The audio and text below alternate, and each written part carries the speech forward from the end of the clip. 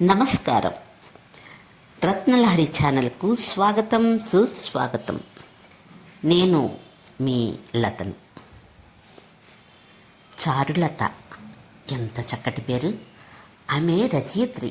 రాసినవి 2 నవలలు, హృదయ కుసుమం, ముఖాముఖం. అయినా సాహిత్య పాఠకులు ఆమెను అపురూపంగా గుర్తుంచుకున్నారు. చారులత జీవితగాథను రాయాలని చాలా కాలంగా నా ప్రయత్నం.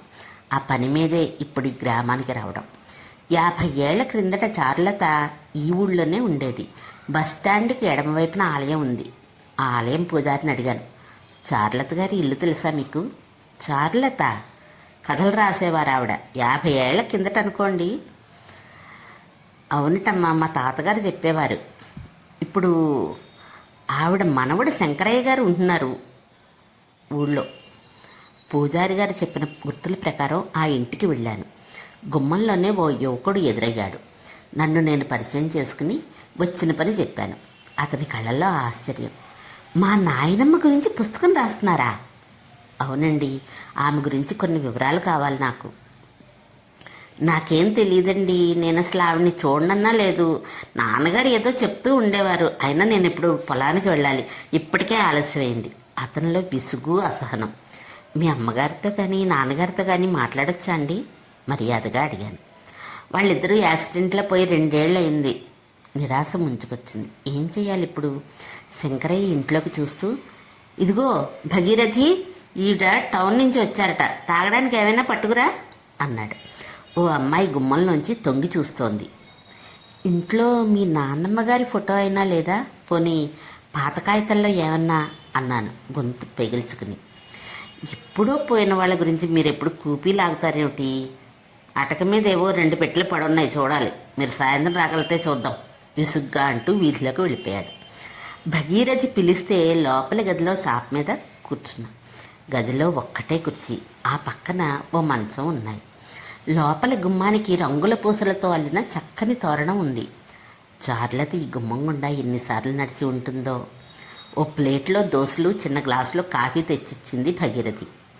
చారులత గారి నవలలు మీరు చదివారా అడిగాను. అబ్బే, అసలు మా ఇంట్లో ఎవరు నవలలు అవి చదవరండి. చారులత గారిని ఎరిగిన వాళ్ళు ఎవరైనా ఉన్నారా ఎవళ్ళో? భగీరథి కాసేపు ఆలోచించి, సాకవ్ అనే ముసలావిడ ఉంది, మా పని కుర్రాడిని పంపిస్తాలండి మీతో అంది. చారులత చాలా చిన్న వయసులో చనిపోయారట. ఎందుకో తెలుసా మీకు అడిగాను. 2వ కాన్పులో చనిపోయారట అంది. చారులత ఈ గదిలో ఈ కుర్చీలోనే కూర్చుని రాసుకునేది కాబోలు. ఈ మంచం ఆవిదేనా? ఎన్నో ఆలోచనలు నాలో. నన్ను ముఖం కడుక్కోమంది భగీరథి. పెరట్లోకి వెళ్ళాను. అక్కడ దృశ్యం చూడగానే మనసు ఉప్పొంగింది. హృదయ కుసుమం నవలలో చారులత వాక్యాలు గుర్తొచ్చాయి. పెరట్లోంచి చూస్తే నల్లగా శుభ్రంగా మెరిసే కొండ, దానిమీద అక్కడక్కడ పచ్చటి పచ్చిక, నక్షత్రాల రంగురంగుల పూలు, కొండ మీద కదిలే పిల్ల మబ్బులు, ఎటో ఎగిరిపోయే పక్షులు, జీవన సౌందర్యం అంతా కళ్ళ ముందు పరుచుకున్నట్టే ఉంటుంది అంటూ వర్ణించింది. ఈ వసారాలోంచి చూసిన దృశ్యాన్ని ఆ వాక్యాలుగా రాసిందేమో. పనికుర్రాడితో బయలుదేరాను.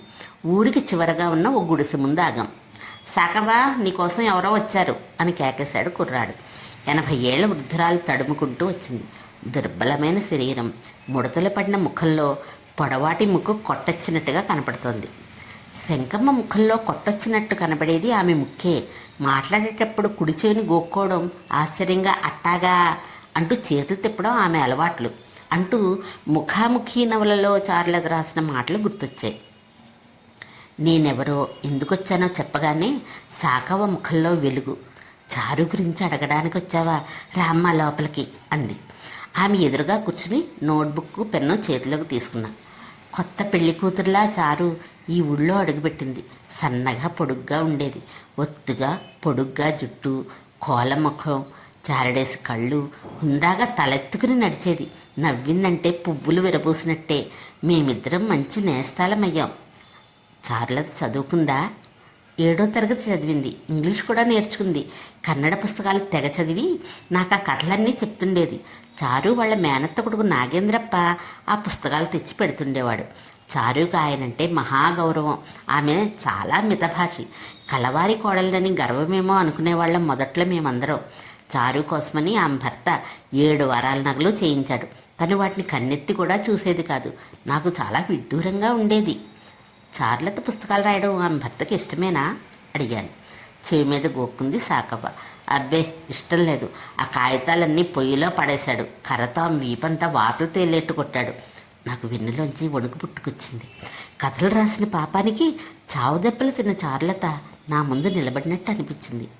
ఆమె సానా బాధలు పడిందిలేమ్మా. అసలు తనకేం తక్కువ, మొగుడు చెప్పినట్టు వింటే దర్జాగా బతికేది. ఆ పాడు కథల కోసం అష్ట కష్టాలు పడిందిలే. అవ్వా, నీ స్నేహితురాలు ఈ ఊరు, చెట్లు, కొండలు, మనుషులు, వాళ్ళ మనసులు అన్నిటినీ గొప్ప కథల్లోకి తెచ్చి లోకానికి చూపించింది. ఆమె కాన్పులో చనిపోయిందట కదా. అవునా? వత్తదేలేమ్మా, కాన్పు తేలిగ్గానే అయ్యింది. పుట్టిన పిల్లవాడు 4వ రోజున చచ్చిపోయాడు. చారుకు విపరీతంగా జ్వరం. అబ్బాయితో వెళ్ళిపోతుంది కదా, ప్రేమలేని పట్టణం నుంచి డాక్టర్ని పిలిపించమని వాళ్ళ ఆయన్ని అందరం బతిమాలుకున్నాం. వినిపించుకోలే. వారం రోజులు నరకయాతన పడి మా కళ్ళ ముందే వెళ్ళిపోయింది. సాకవ్వ చెంపల మీద కన్నీళ్ళ ధారలు కట్టాయి. అవ్వా, నాకు ఇంకో సాయం చేస్తావా? చారులత వాళ్ళ బావ నాగేంద్రప్ప బతికే ఉన్నారా? అయ్యో తల్లి, ఈ ఊళ్ళోనే ఉన్నాడు. పేరు అడిగితే చాలు ఎవరైనా ఇల్లు చూపిస్తారు. సాకవ్వ దగ్గర సెలవు తీసుకుని బయలుదేరా. వరండాలో కుర్చీలో కూర్చుని చదువుకుంటున్న వృద్ధుడు నన్ను చూసి లేచి నిలబడ్డాడు. బాగా ఎత్తుగా నిటారుగా ఉన్నాడు. ఒత్తైన కనుబొమ్మలు తెల్లబడ్డాయి.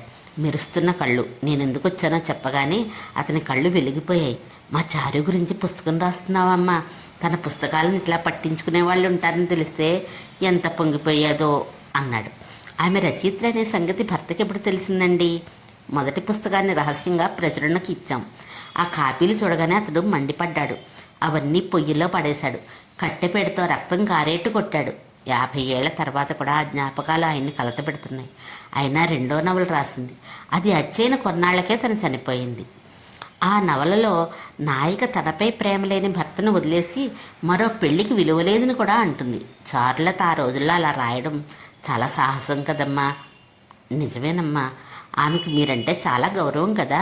ఆ నవల రాయడంలో మీ స్నేహం ఇచ్చిన ప్రేరణ ఉందంటారా? ఆయన ఆలోచనలో పడ్డాడు. చివరికి నాకు తెలియదమ్మా అన్నాడు. మీరు ఆమెను ప్రేమించారా? ఆయన ముఖం ఎర్రబడ్డది. తెగిన గొలుసులో ఒక్కొక్క లింకు దొరుకుతోంది. మసకగా ఉన్న దృశ్యం స్పష్టపడుతోంది. నేను మళ్ళీ చారులత మనవడి ఇంటికి వెళ్ళాను. ఓ పాత ఫోటో తెచ్చి నా చేతికిచ్చాడు. శంకరయ్య, 16 ఏళ్ల అమ్మాయి. అచ్చం సాకవ్వ వర్ణించినట్టే ఉంది. తుప్పు పట్టిన ఒక ఫౌంటైన్ పెన్ కూడా నా చేతిలో పెట్టాడు అతను. ఈ పెన్ను ఫోటో నాకు ఇస్తారా? ఆశగా అడిగాను. వాళ్ళకి వాటి విలువ తెలియదు. వెంటనే ఇచ్చేశారు. వాటిని జాగ్రత్తగా బ్యాగ్లో పెట్టుకుని బయటికి నడిచాను. బస్సు సిద్ధంగా ఉంది. నేను ఎక్కగానే బయలుదేరింది. సంపిగహళ్ళి అనే కుగ్రామంలో మగ్గిపోతున్న చిన్ని పావురం రెక్కలు విప్పుకుని ప్రపంచాన్ని చుట్టూ రావడానికి బయలుదేరుతోంది. ఇదండి చారులత స్టోరీ. నచ్చిందా? రత్నలహరి ఛానల్ని లైక్ చేయండి, షేర్ చేయండి, సబ్స్క్రైబ్ చేయండి.